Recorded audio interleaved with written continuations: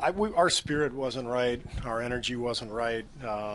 We weren't connected, and they were. The Clippers were. They came in here probably insulted that we were resting Clay, and obviously Steph goes down, and so the game changes, and they came in and just kicked our ass, and they deserved everything they got because their spirit was right and their energy.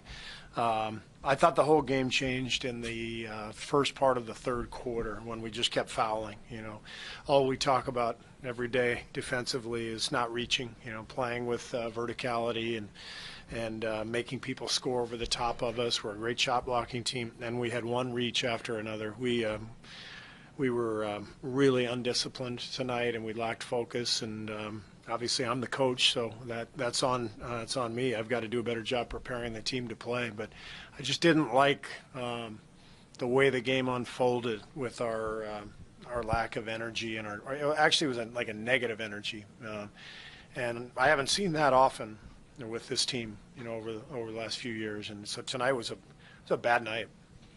With Steph and Clay out, you obviously lack some scoring. You start Nick Young, but he was pretty quiet. I think something like 7 points in however many minutes. Did you need more aggression from him? It seems like this is the type of night you might have signed him for. Well, yeah, I mean, Nick had a tough night, but we all had a tough night other than Kevin. I mean, Kevin came out and 40 points on 18 shots. I mean, crazy. But I didn't think the execution was there at all. And so if we don't execute, then it's going to be hard for Nick to get clean looks. And so we didn't execute very well early, and then the game kind of started to get away from us, and then we started scrambling and taking lousy shots. And so it just wasn't anybody's night, really. We just didn't have it.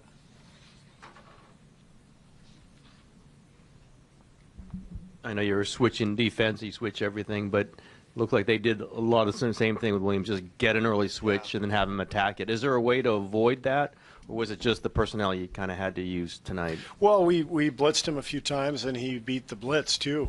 He's really crafty, and once he gets going, that's the problem. Then he's hard to keep under wraps. And I thought that's what happened was we let him loose. We showed a couple clips at halftime where we didn't even bother guarding him, and we knew coming in the guy's averaged 30 a game over the last couple of weeks, and so our focus wasn't there. And then once you let a guy like that get going, he can win a game by himself, and we knew that coming in. So again, our defensive awareness and intensity, attention to detail, none of that was there, and I thought they came in and they're obviously undermanned themselves without Blake and Gallinari, and I thought they were tremendous. Hey, Steve, on that note, what's the challenges of finding the right approach on Lou? Just knowing that part of his game is always going to be about trying to draw fouls. On Lou? Yeah. Well, you try to, I mean, there's certain tendencies that he has that you try to play off of. You want to keep him from certain spots and certain directions and that kind of stuff. And so we didn't do a very good job of that. And again, I thought we reached several times, not just on him, we reached on everybody. I don't know how many fouls we had in the third quarter, but we were in the bonus with 7.5 minutes left. And on top of that, though, the first 5 fouls, even though they don't shoot free throws on the first 4, there's just no pace and no flow to the game. And so we're fouling. Now we're taking the ball out of bounds, taking it, out of the free throw net out of the net after a free throw, and so there was no rhythm, and that's when the game changed. That's when they started to get confident, like, okay, we got this. And if you're like that team if they're in it, they got a guy like Lou Williams. Now you got a chance, and I think they sensed that, and then they rode Lou, and he was amazing. Steve, Draymond had a pretty poor offensive game. Do you feel like that leaked at all into his defensive effort tonight?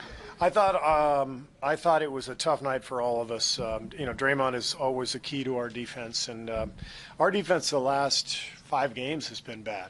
We've covered up for it with Steph shooting, but they shot 49% tonight, and so our defense was not there tonight. But I didn't think it was there the last few games either.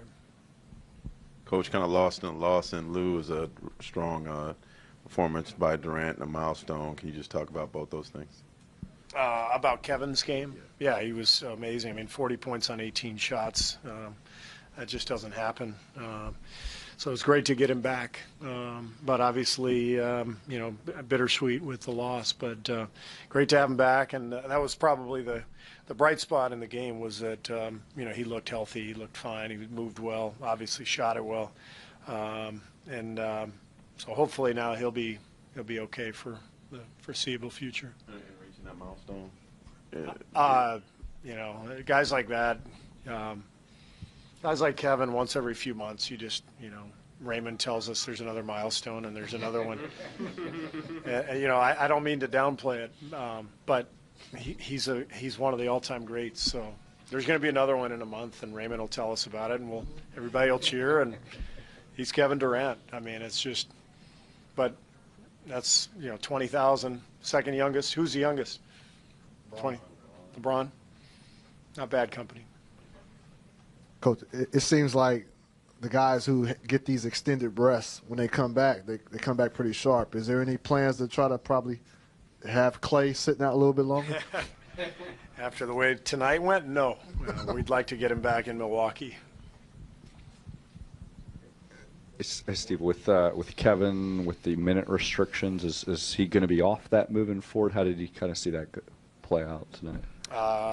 This was about where we wanted to play him, 30, 32 minutes. He was at 31, so as long as he's okay, then, we'll see. Thanks.